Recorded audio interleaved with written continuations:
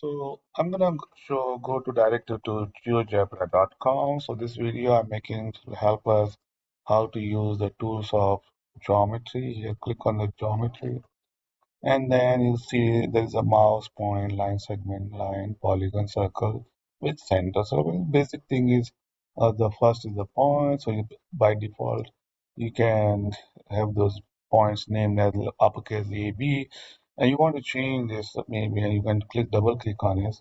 Uh, Sorry, you can just click once, and you can go up here and change to D maybe like this, see, uppercase D, and that's how it changes. And you want to hide this, maybe you don't want to see the point name of the point. You can click on this show and hide labels and click on it and it goes off. See, you want to get it back, do one more time. So this is how you use the point. The line segment you just have like this. You can different line segment, and the line is just wherever you want to go. Like see, you want vertical, horizontal, oblique, or going down or going up, slope down. So that could be used. And when you click, there will be you can also have a point on it. Okay? You want to have a point on the line, then you just click on it. Or you want to have an intersection point, as you, this line segment and this line. You just click near it, and it becomes like a grave point. That's the point of intersection. You don't want to go and backspace all this, and this one is a if you want to draw maybe a quadrilateral. See, I can just draw a quadrilateral. You have to go backwards, so you get a quadrilateral there. You can change this. In this case, you can also see put a color to it, change it to maybe green, and like that's how it is. So hope that helps. Then let's go. If I don't want this, and this, you can select this object from all this, and you can just delete it. So there's a on your here, delete this. So this goes away. So I'm back to the page. Then let's go to midpoint. So if you have a line segment this way, and you want to find what is the midpoint, you can just click on from the first point to the second point, and there you got midpoint. How do we know this point is really the midpoint? We can measure the distance. Let's see, from A to B is 8.5. Then then again from A to middle one, maybe is 4.2, and from B to the middle one is again 4 points. So that's really the midpoint halfway down from A to B. So this is also we learn how to find how to measure the distance. Then there is an angle also here. So how to let's draw an angle. So we take a page. So I'm gonna use a ray there, right? If you go below, there's a ray because Lina. So this is one side, maybe initial side of the angle, and then you can start the terminal angle. See? So you get an angle got formed, and we can figure out what is the angle between this. So there's a tool right here. You see, major angle. So I have to have 3 points, 1, 2, and there you go. And you got a angle of 54 degrees. There you go. That's it. So we understood how to know use the angle, measure the angle. And if I want to draw an angle with a given size, I'm going to go back here. See, I should have first of all, I need to have 2 points here. And I want to draw an angle of maybe 70 degrees. So click on angle with the given size. So first of all, I forgot to join this side A to B, and then go back and then, okay, I need to draw an angle cycle. So So this is the point and the vertex. So this is where you want, right? And they will ask you how many degrees. So you just say, okay, 70 counterclockwise. You can make it clockwise also. Or you can make it counterclockwise. I make it counter.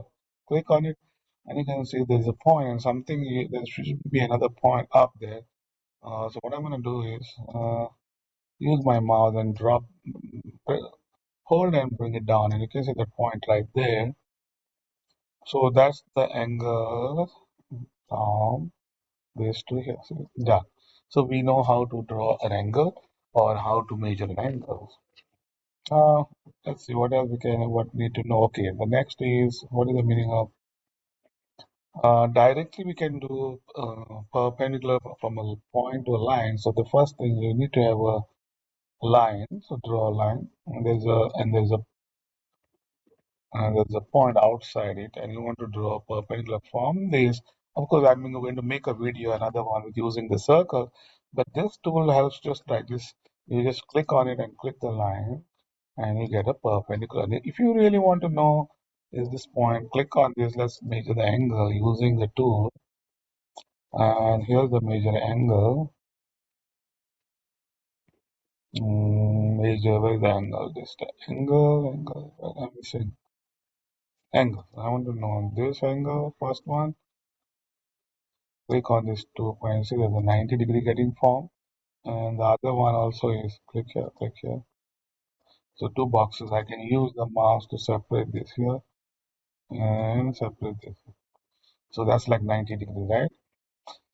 So then also perpendicular bisector. So what is this? So I'm going to use mouse, and maybe I can just make a page maybe, or and then I want to, you can just get it back, you can just push it, all this, you press and hold, and or you can backspace. You don't want this, let's go to start fresh, right? See, I can just tick off everything and start new here. Okay, what is perpendicular bisector? So naturally there should be first, let's say, line segment, and you want to draw a perpendicular bisector. Use the mouse, and then click on this one, and just click on this, and that's it, it's already done. So this is, you just want to draw a perpendicular bisector, okay?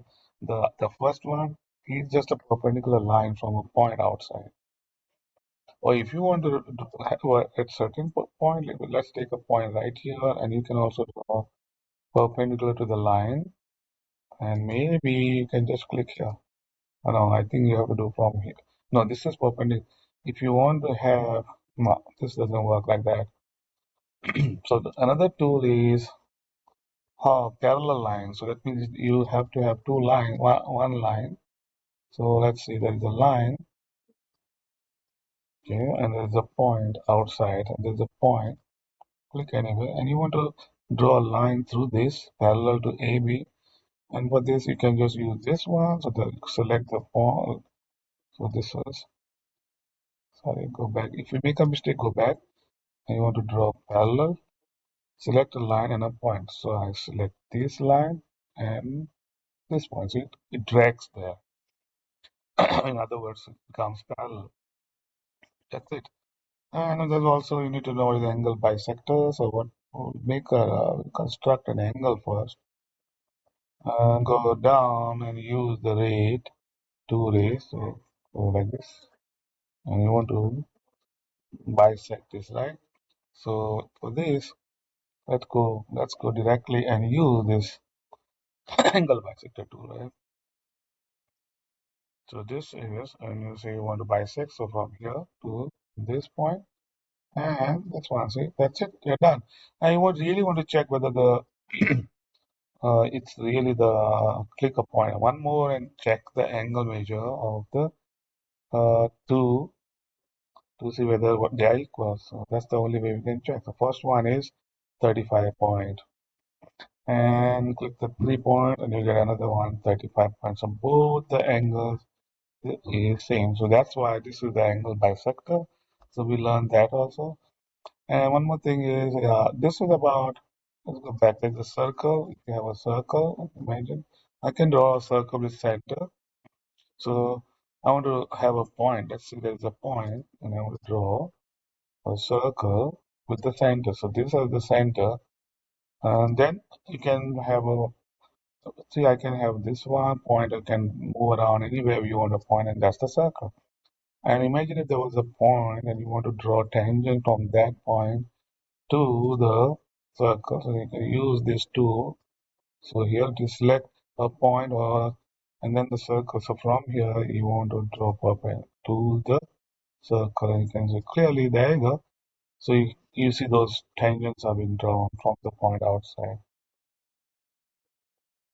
Then okay, so we seen this angle. Okay, angle with the size area. So if you have I want to know what is the area of this. Let's say like this, and we can easily measure the angle of this. Just click on it and click on it. There you go. This is 33.6 square units.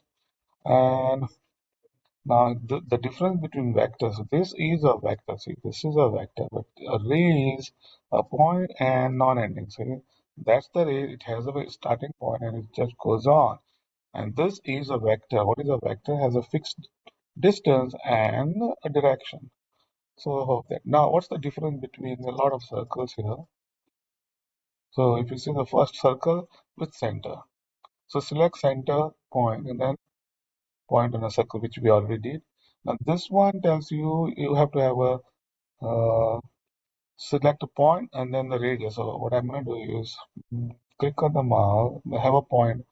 So in the beginning you have to have a point, and then I'll click the circle, this one, at this point. But then they'll ask you how much you want. I'll just put 6 maybe, and you will see a circle being drawn. That's all that is. And you have a semicircle also. So you can draw a semicircle like this. So this is how you can draw another one. This side you can become the whole circle. And then if you have 3 points, sorry, escape, go back and have mm, another one is circular sector. You need to have 3 points. Let's think there was a 3 points, one is in this one. And you want to have the circular, Katrina.